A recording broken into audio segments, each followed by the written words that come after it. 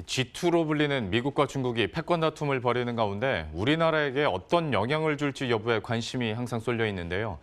머니투데이 방송이 어제 주최한 서울 퓨처 포럼에서 다양한 전문가들이 모여 방안을 모색했습니다. 어떤 내용들이 나왔는지 취재 기자와 함께 이야기 나눠보도록 하겠습니다. 이명재 기자 나와 있습니다. 어제 서울 퓨처 포럼에서 그러면 우리나라 경제 생존 방법들 어떤 아이디어들이 제시됐습니까? 어제 열렸던 이 서울 퓨처 포럼에서 미국과 중국 간 이 경제 패권 전쟁 속에서 한국이 이제 어떻게 위험에 대응하고 또 기회를 잡아야 할지에 대해서 국내외 전문가들이 이 방안을 논의를 했는데요. 이들은 이제 새로운 글로벌 공급 체인 형성을 통한 기회 포착, 그리고 미래 기술 선점 전략을 통해서 퍼스트 무버로서 나아가야 한다고 입을 모았습니다.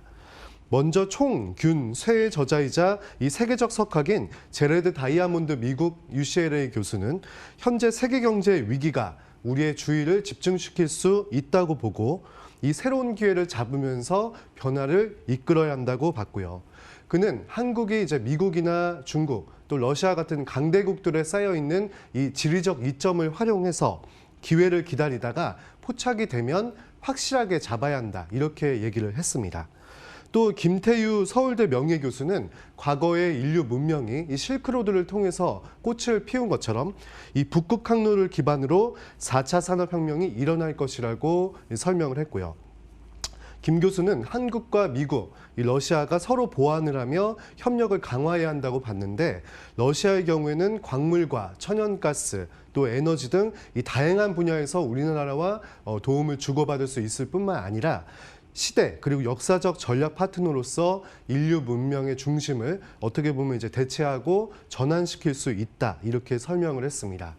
또 임장균 보스턴 컨설팅 그룹 파트너는 이 글로벌 소비자들의 트렌드 변화 또 이 디지털 기술의 발전으로 인해서 글로벌라이제이션의 이 진화가 일어나고 있다고 이게 봤습니다. 그래서 또 제품과 서비스, 시스템의 이 디지털 접목시킨 디지털 전환과 함께 소규모의 이 날렵한 의사결정 체계를 신속히 도입해야 한다고 조언을 했습니다. 예.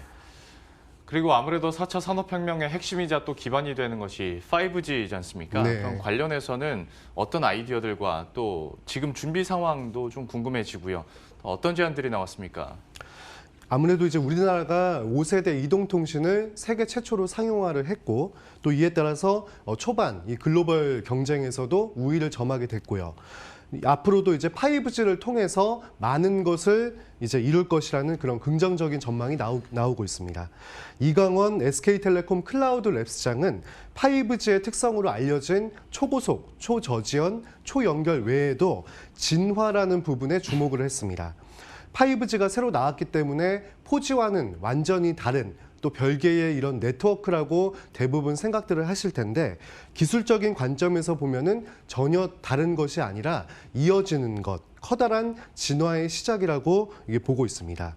예전에는 통신망이 기지국과 코어망 이렇게 두 개로 나눠져 있었고 망 자체가 굉장히 그런 옛날 방식이었는데 5G 네트워크는 이 모든 것이 클라우드화가 된다고 설명을 했고요. 또 5G 이후에 이 클라우드화를 통해서 이 기존 통신망에서 제공되는 서비스 외에도 이 퍼블릭 서비스, 그러니까 이제 일반 개인에게 제공되는 그런 서비스들이 우리 주변에 더욱 가깝게 빠르게 다가올 것이라고 또 얘기를 했습니다.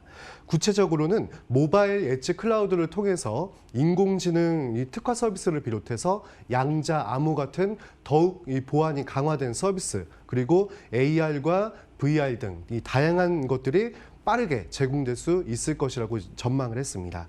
또 이제 이강원 클라우드 랩스장은 전 세계적으로 5G가 향후 15년 동안 약 2,500조 원의 경제적 가치를 유발할 것이라고 예측된다는 점에서 우리나라의 경제 규모가 작지 않기 때문에 앞으로 이 5G를 통해서 상당히 많은 것을 이룰 수 있고 또 2025년까지 5G 사용자 보급률도 전 세계 국가 중에서 가장 높을 것이다. 이렇게 예측을 했습니다.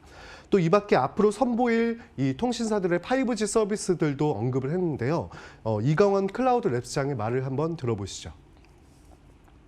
여러 개의 화면을 사용자가 선택해서 볼 수 있는 그런 멀티뷰 게임, 그다음에 AR, VR 같은 대용량 데이터가 필요한 서비스, 그다음에 커넥티드 카처럼 초지연 반응이 필요한 서비스, 그다음에 스마트 팩토리, 스마트 하스피털 여러 가지 종류의 서비스들이 앞으로 나올 것으로 기대되고 있고요. 또 준비하고 있습니다.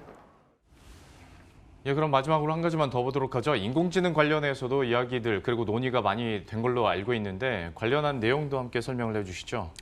네, 펠릭스 얀 쾅스커즈 부사장은 AI 기술의 도입으로 인해서 이 전통 제조업에서 큰 변화가 생기고 또 앞으로 더 많이 생길 것이라고 이렇게 얘기를 하기도 했습니다. 자동화된 AI 기반 솔루션을 이용을 하면은 공장의 디지털화 또 업그레이드를 통해서 이 업무 효율성을 크게 이제 개선할 수 있다는 거죠. 반복 단순 업무는 줄이면서 더 중요해지는 업무들은 인공지능이 알아서 해주기 때문에요. 또 이제 도시의 IoT 체계를 구축을 할 때에도 이 인공지능이 최적화된 분석을 통해서 공공 안전을 강화하는 데 더 큰 역할을 하게 되고 이 밖에도 도시 자원을 적재적소에 쓸 수 있도록 도와준다는 이런 여러 가지 장점들을 언급을 했습니다. 또 이 밖에 자동차, 자전거 공유 플랫폼이 확대되면서 안면 인식 기능이 또 중요해지고 있는데요. 이 스마트폰을 통한 신원 확인이 가능해질 뿐만 아니라 성형수술, 또 가상 화장 등을 위한 안면 구조 분석 기술도 중요해지고 있다고 대두되고 있다고 얘기를 했고요. 정부 역시 인공지능 분야에 대한 이런 정책 수립에 더욱 분주한 모습입니다. AI 시대를 맞아서 각 분야별로 경쟁력을 키우고 또 어떤 능력과 소양을 갖춰야 할지에 대해서 국가 기본 전략을 연내 발표할 계획이고요.